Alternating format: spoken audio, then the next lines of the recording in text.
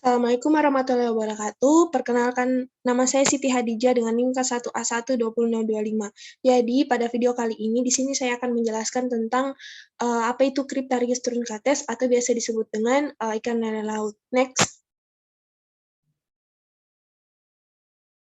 Jadi, ikan dengan nama latin Cryptarius truncates ini adalah ikan nokturnal atau aktif mencari makan saat malam hari. Selain itu, ia juga memiliki beberapa kelebihan lain, mulai dari kemampuan tumbuh dengan sangat cepat, kemampuan beradaptasi terhadap lingkungan buruk, bergizi tinggi, dan rasa dagingnya sangat lezat setelah diolah. Next.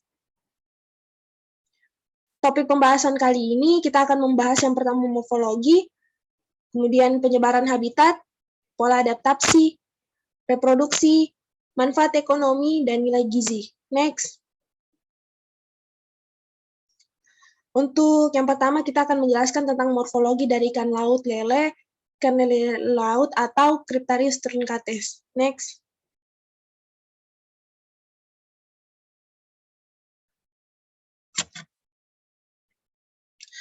Untuk morfologi ikan lele laut sendiri, jadi Cryptarius mempunyai beberapa ciri fisik yang spesifik. Salah satunya adalah bentuk kepala yang berbentuk memanjang, nyaris mencapai seperempat dari panjang tubuhnya. Selain itu, kepala Cryptarius juga berbentuk pipi ke bawah atau depres. Bagian atas dan bagian kepala ikan Cryptarius juga tertutup oleh tulang plat yang membentuk ruang atau rongga tepat di atas insang. Sementara mulutnya dilengkapi dengan gigi nyata dan permukaan kasar di bagian mulut depan. Ikan Cryptarius memiliki 4 pasang yang sungut di dekat mulutnya. Sepasang sungut di bagian hidung, sepasang sungut pada mandibula luar, dan sepasang sungut pada mandibula dalam. Tak ketinggalan pula sepasang sungut pada bagian maksila atau tulang rahang atas. Perlu diketahui pula, pada Cryptarius terdapat olfaktori di dekat sungut yang berguna sebagai alat peraba dan penciuman. Sedangkan penglihatan yang dimiliki oleh Cryptarius cenderung kurang baik. Mata ikan Cryptarius ukurannya kecil, bertipe orbital bebas. Tubuh Cryptarius cenderung bulat, memanjang, dan tidak memiliki sisik seperti kebanyakan jenis ikan lain. Bagian tengah tubuhnya membulat dengan bagian belakang berbentuk pipih ke samping atau kompres. Terdapat sepasang sirip ekor yang berbentuk membulat pada tubuhnya.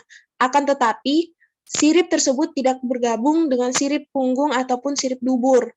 Sirip perutnya pun membulat dengan panjang mencapai sirip dubur. Tepat di bagian sirip dada terdapat sepasang duri tajam yang disebut dengan patil ikan Cryptarius. Umumnya, ikan ini berwarna hitam dan coklat, namun ada pula jenis tertentu yang berwarna cerah seperti merah muda atau bahkan albino. Next. Untuk penyebaran habitatnya, ada sekitar 50-60 spesies anggota marga Clarias. Dari jumlah itu, di Asia Tenggara kini diketahui sekitar 20 spesies Cryptarius, kebanyakan di antaranya baru dikenali dan dideskripsi dalam 10 tahun terakhir. Berikut ini adalah daftar spesies menurut Ferraris 2007. Pertama, ada di Afrika atau Danau-Danau Victoria, Kyoga Edward, Rukwa, dan Tanganyika. Di sekitar Sungai Segama dan Sungai Kalabakan, Aegean Tengah dan hilir Sungai Kongo, Nigeria, Benue, Zambia, Senegal, bawah serta bagian tengah dan hilir Sungai Nil, Chad, sungai-sungai di pesisir Benin, Togo, Ghana, dan Pantai Gading, dan populasi terpencil di Mauritania, dan Aljazair Selatan, menyebar di Asia Selatan dan Asia Tenggara. Endemik di Pulau Tioman, Malaysia, endemik di Sri Lanka, Afrika, Sungai Komoe, Pantai Gading, hingga Guinea Bissau. Untuk di Afrika, selanjutnya ada sungai-sungai pesisir dari Nigeria hingga sistem Sungai Kongo. Kemudian ada Afrika bagian sungai-sungai pesisir Togo hingga sistem Sungai Kongo Tengah dan Hilir. Ada di Thailand juga, di Semenanjung Malaya, dan mungkin juga Kamboja. Di Afrika Barat Daya, di sekitar Tamil Nadu, India, dan masih banyak lagi. Next. Kemudian pola adaptasi. Secara umum, Cryptorius tidak dapat hidup di air payau dan air asin, sehingga tidak bisa dijumpai pada perairan tersebut. Akan tetapi, ada satu jenis ikan yang disebut lele laut yang berasal dari marga dan suku berbeda atau Aridae, yang bisa hidup perairan bersalinitas tinggi. Habitat Cryptorius di alam liar adalah sungai dengan arus pelan, rawan telaga, waduk, dan persawahan. Selain itu, ikan ini juga punya daya adaptasi tinggi, sehingga bisa hidup saluran got dan pembuangan. Next.